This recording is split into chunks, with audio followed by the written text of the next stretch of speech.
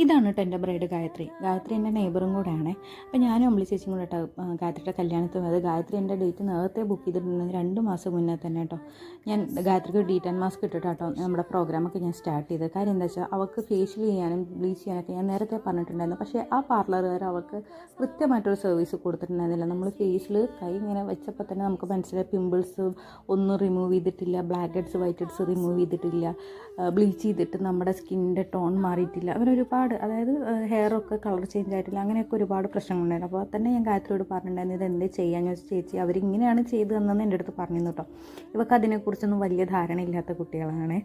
അപ്പം ഞാൻ work start ചെയ്തു. ഞാൻ ഡീറ്റൻ മാസ്ക് ഇട്ടിട്ടാണ് സ്റ്റാർട്ട് ചെയ്തിട്ട് കറക്റ്റ് ഞാനതിൽ കാണിക്കുന്നുണ്ട്. കാര്യം എന്താ വെച്ചാൽ ഈ ലിപ്പിന് താഴെയുള്ള ബ്ലാക്ക് ഹെഡ്സും വൈറ്റ് ഹെഡ്സും ഒന്നും റിമൂവ് ചെയ്യാത്തതുകൊണ്ട് അതിൻ്റെയൊക്കെ ഒരുപാട് ഇത് കാണിക്കുന്നുണ്ട് കേട്ടോ. അവിടെയൊക്കെ ബ്ലാക്ക് സ്പോട്ട് വേറെ ഉള്ളതൊക്കെ കാണിക്കുന്നുണ്ട്. പിന്നെ സാരിയൊക്കെ ഗായത്രി വേറെ പ്രീപ്ലീറ്റ് ചെയ്യാൻ കൊടുത്തിരുന്നു.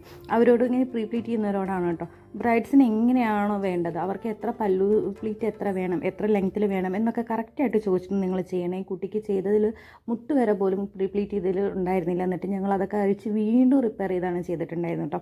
അതും ഒരു വേറെ സൈഡിലാണ് കൊടുത്തിട്ടുണ്ടായിരുന്നു. അവരെ വീട്ടിൽ നിന്ന് അയൺ ചെയ്യാൻ അതിനൊന്നുള്ള സൗകര്യം നമുക്കുണ്ടായിരുന്നില്ല. അമ്പലത്തിൽ വെച്ചും ചെയ്യാൻ പറ്റില്ലായിരുന്നു. അങ്ങനത്തെ ഒരു സാഹചര്യമായിരുന്നു കേട്ടോ. അത്യാവശ്യം 3 ലുക്ക് നമ്മൾ ചെയ്തിട്ടുണ്ടായിരുന്നു. വെഡ്ഡിങ്, റിസപ്ഷന്, പിന്നെ സെക്കൻഡ് സാരി കേട്ടോ. എന്തോ ദൈവഗുരുത്തം മഴയത്ത് നിന്നിട്ട് പോലും മേക്കപ്പ് ഇളകി പോയിട്ടുണ്ടായിരുന്നില്ല. അത് തന്നെ ഏറ്റവും വലിയ ലക്ക.